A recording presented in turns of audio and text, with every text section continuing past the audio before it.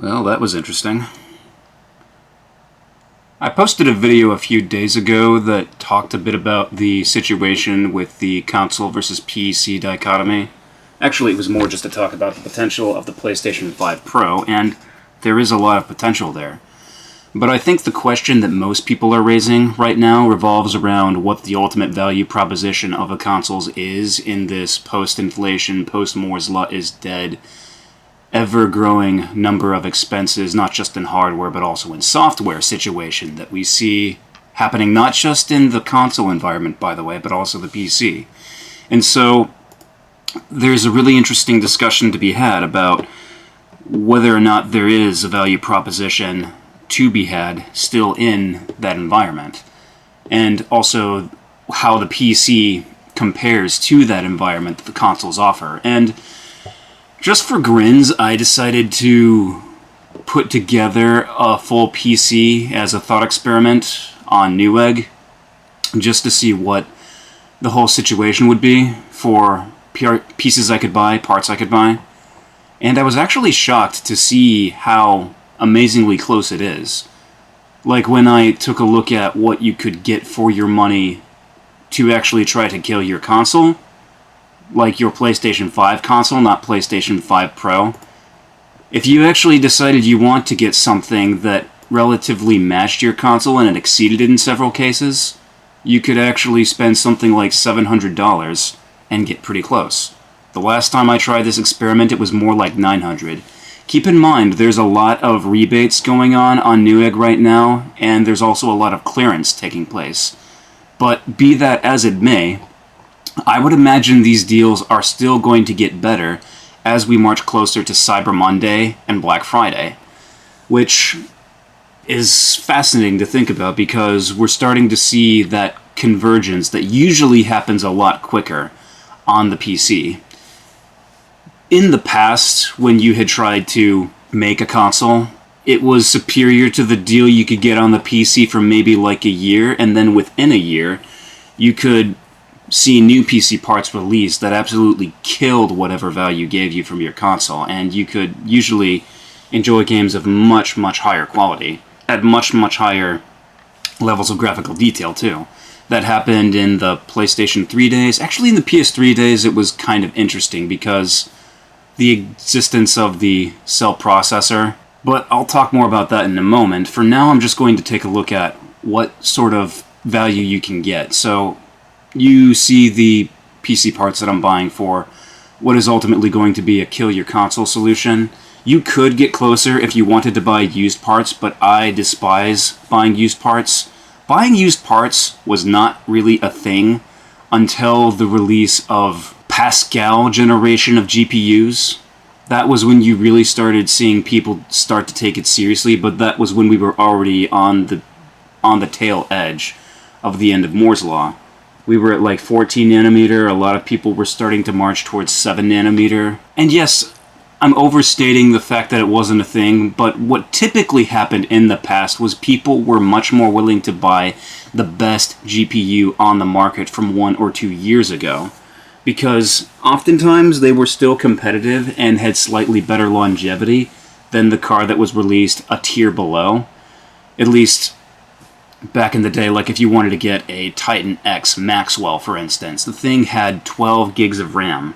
And even if it was only really as fast as a 2070, simply being able to have that much more memory compared to the new system was very beneficial.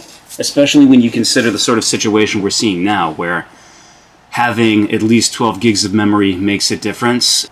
And sure, it might not have had ray tracing support, but I don't think anyone cared during the release of the PlayStation 5 console about ray tracing.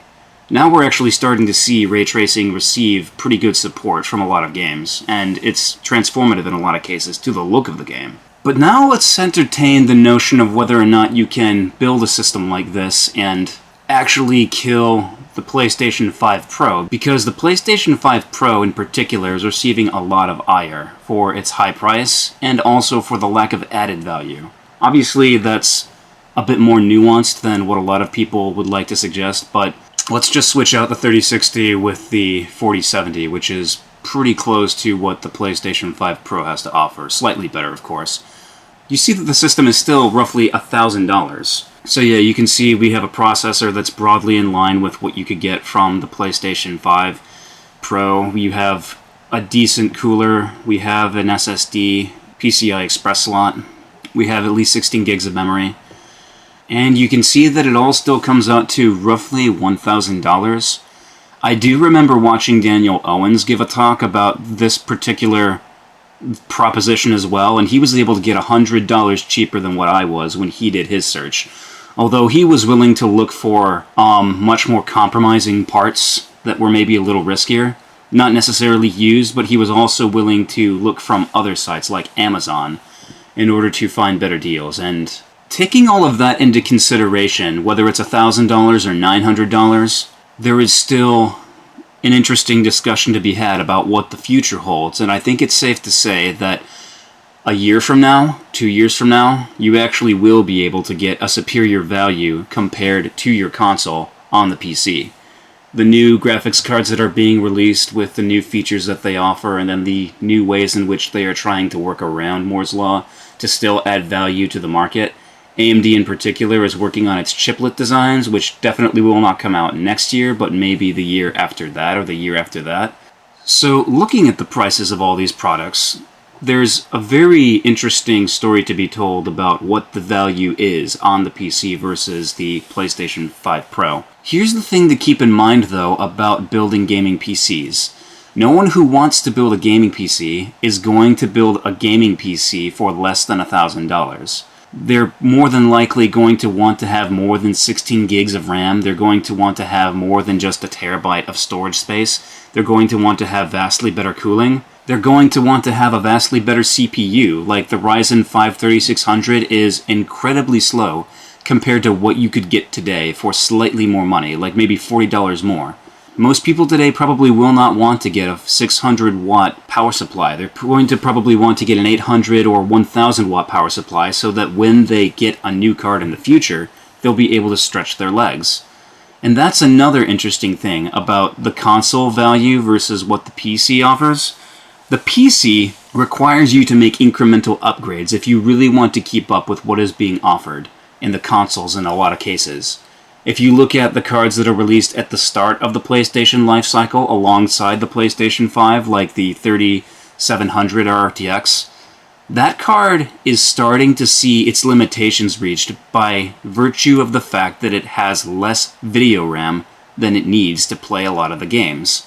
Now that a lot of games are starting to take advantage of the system memory that exists in the PlayStation 5, it's getting much harder to fit all that frame data within the buffer that exists on that chip. Now that games on the consoles are starting to take advantage of the amount of memory and the unique nuances of the GPUs, it's getting much harder for console developers to fit all that buffering memory onto the frame buffer on the RTX 3070. Now keep in mind, the RTX 3070 is roughly equivalent to the RTX 2080 Ti. And the RTX 2080 Ti sold for $1,200 at launch. Of course, the RTX 2080 Ti also offered vastly more memory than what we see on the current iterations. The closest equivalent part for the 40 series is the 4060 Ti, which comes in both 8GB and 16GB variants, but still, if you made the mistake of not getting enough memory on your system, you're just SOL. And I hope that drives home a very clear point that I'm trying to make. Yes, the value you get on the PC gets better over time, but the demands on the PC get higher over time as well. If any of you remember how things worked on the PlayStation 4 generation, you started out basically needing cards that had a frame buffer that would fit 4GB. During the later days of the PlayStation 4 lifecycle, you needed a GPU with a frame buffer of at least 8GB. There were some game developers who broke that trend and were a lot more careful about memory management in their systems, like the developers of Doom and Doom Eternal. But by and large, the GPU requirements had increased as the life cycle moved on. They didn't decrease. And that's really been driven home with the way PC requirements have grown today. I think it is worthwhile to have a quick discussion about the situation with graphics cards over the years, especially with each new release of each new console. During the days of the PlayStation and the N64, The types of games you wanted to play on your PC were very different than the games you wanted to play on your console. That certainly remained the case for me all the way up until like 2003. Up until that point, when I played PC games, most of what I liked was things like Command & Conquer, or, geez, whatever that remake of Rogue Squadron was on the PC, which was awesome. And part of the reason for that was that there were certain barriers to entry in the early days of PC gaming once you started to see a convergence of console and PC gaming environments. The compatibility issues that we deal with today have mostly been squashed, but they were much, much greater back in the year 2002 and 2003. A kid who was maybe 10 years old, 11 years old, probably didn't want to waste time with those things. They just wanted to fire up their PlayStation 2 and enjoy Jak and Daxter, or God of War, or Metal Gear Solid, or Spider-Man, or Final Fantasy X. And obviously in the case of the PlayStation 2, it was very easy to beat the value proposition that was offered by the consoles, because the problems with Moore's Law had not yet manifested themselves. But by the time you start getting to the PlayStation 3 and you have the release of the Xbox 360, with the Xenon processor and the Xenos GPU, two absolutely amazing systems that were put together on the same motherboard, it became very apparent that the Xbox 360 was ahead of its time. And it was the same story with the PlayStation 3. I've said this in a previous video, but the cell broadband engine in the PlayStation 3 was so ahead of its time that only now are we starting to have CPU components that can actually tame it. Of course, there were extraordinary examples of PC games that were coming out before the release of games that truly took advantage of the cell broadband engine, but we're talking about games like Crysis here. And Crysis wasn't really intended to run well on any system. It was more an experiment with how we could do movie-level quality visual effects in real time. And oh boy did they push the envelope. So yeah, if you want my opinion on the console versus PC dynamic, I think it's interesting. And I do think there is room for the PC to beat the consoles in the next 2 years. But here's the thing that nobody's paying attention to. Back in the days of the PlayStation 4, the year it came out, you could buy a PC that killed your console right out of the gate. You could assemble one yourself for the same price as a PlayStation 4 and legitimately beat it in performance. You could do the same thing with the PlayStation 2 the year it came out. You could do the same thing with the PlayStation 3 maybe 3 years after it came out. I mean, the simple fact that the PlayStation 5 has maintained its value against the PC for this long really drives home the point that I've been trying to make for a while. Keep in mind, the PlayStation 5 is slightly slower in raster performance than an RTX 2080. The Xbox Series X is slightly slower than a 2080 Ti. This obviously changes when you turn on ray tracing, and of course when you do that, the PlayStation 5 and the Series X will run at half the speeds of their raster equivalents. But it's also important to remember that most PC gamers don't care about ray tracing yet, even 4 years later, even with the release of new games like Alan Wake 2 and Star Wars Outlaws, that demonstrate how immensely beneficial ray tracing can be for the overall look of a game. We still have people who would rather just play games like Fortnite, or, gosh, what's another example, Overwatch 2 or Team Fortress 2, and that's all they want to play is these online multiplayer games that don't really need these features. In fact, using these features for people like that is sort of a waste of time. Which also reminds me of an interesting point someone made to try to strike against the PlayStation value proposition. They talked about how PlayStation Plus is ultimately a bad deal compared to what you get on Steam. And I didn't really understand this at first until I thought about the online multiplayer component, where you don't have to pay to play online for a PC, whereas you do on a PlayStation 5, and then I was like, oh, okay, I see.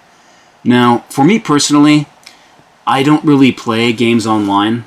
I just play single-player games, which is probably why I'm behind the curve with a lot of games that are being released right now, but be that as it may, that means that the value proposition between PC and console is still pretty strong.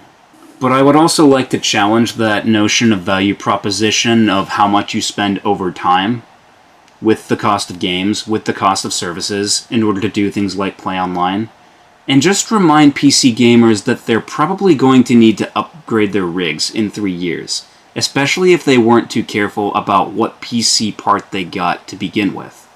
to sustain their longevity over the course of the console lifecycle.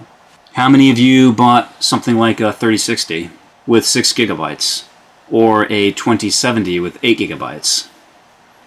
Chances are you who bought those GPUs are probably going to want to upgrade to something now that is going to actually sustain you till the release of the PlayStation 6. Which means that initial cost that you paid for your gaming PC is going to go up, maybe $300 or $400. Of course, that doesn't change the fact that loads of people are still playing on a GTX 1060, which means they ultimately cannot enjoy those savings they get from all those Steam sales and piracy, which ultimately means they can't really enjoy all the new games that they get for very cheap during all those Steam sales. At that point, they're probably going to need to replace a lot more than just their GPU. They're going to need to replace their CPU too, and increase the amount of memory they have in their system by a margin of like 4x. They're also going to need to buy a new SSD component. So no, I still don't really buy the notion that the value proposition of the PC is better than the consoles over time. Yes, I have taken advantage of Steam sales on a number of occasions, but you know what else really hurt? The fact that I wasn't able to play a lot of those games at the outset. Because many of those games were new releases that I knew would not run on the computer system that I currently had. Now, having said that, this past year I did finally buy a new gaming laptop that is pretty state-of-the-art. My gaming laptop came with a 12th generation Intel Core i9 12900HX at 2.3 GHz base clock. It also came with 16 GB of RAM. It also came with an RTX 4080 laptop variant. Now, the laptop variant of the RTX 4080 is roughly equivalent to the speed of an RTX 4070 desktop, which means the system I have on hand is already superior in many ways to the PlayStation 5 Pro. Here's the important thing to remember though. I got this thing at a special deal for $1,400. And obviously I can do more on a PC than I can on a console, and this very system is what I've used to make the videos I've presented on YouTube thus far. But there is something really important to point out about what someone wants from a console. So yeah, I'm pretty much set for the rest of the generation. Here's the thing to keep in mind about this system though. I had to get this thing when it was going on sale. And I still got it for a steal of a deal compared to what I would have otherwise, but it still did not match the value of the console. And keep in mind, this system here is going to be broadly equivalent to what the PlayStation 5 Pro is offering, even if the PlayStation 5 Pro never delivers features like path tracing. That still remains to be seen. The situation we're dealing with right now is just not the same as it was years ago. During the days of the PlayStation 2, you could kill your console right away. During the days of the PlayStation 4, you could kill your console right away.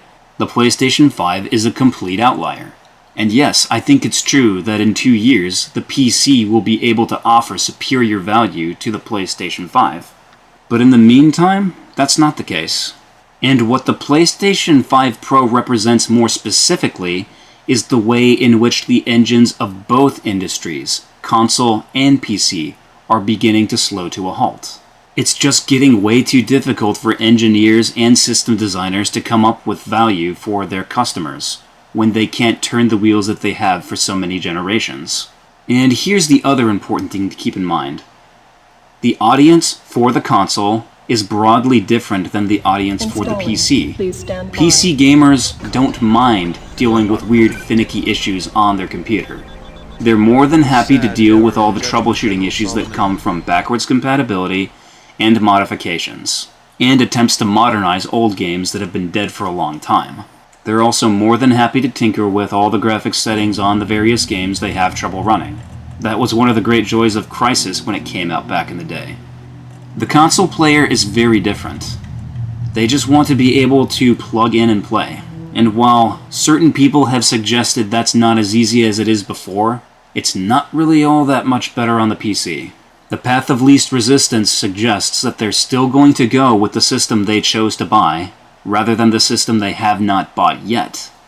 So while doing exercises like this are fun, that's really all they are, an exercise.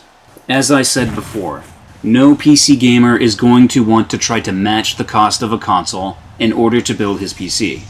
He's going to want to spend a little bit more to get the most optimal experience possible, if not double or triple. That's certainly what I did. And that's certainly not to diminish the way in which they try to get the best value possible for their money.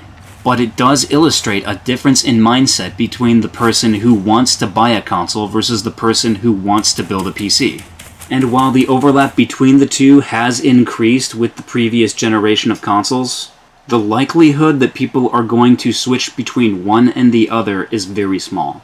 And especially when you consider how so many games that run decently well on the console have huge problems on the PC, like with traversal stutter or shader compilation stutter.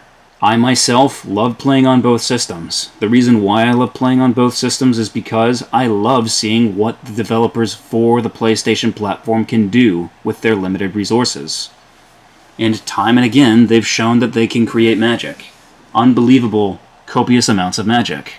But I also very truly enjoyed the games that were made by people who classically preferred the PC, who no doubt had to make their games on the consoles in order to justify the money they spent on development for their game. There's something to be said about enjoying the game the way it is meant to be played. So yes, let me reiterate a few points that I made earlier. The console value proposition is still superior to what there is on the PC, and that is going to remain the case for at least 2 more years. And even when the PlayStation and Xbox value propositions are ultimately overtaken by the value proposition of the PC, it's not going to make a difference.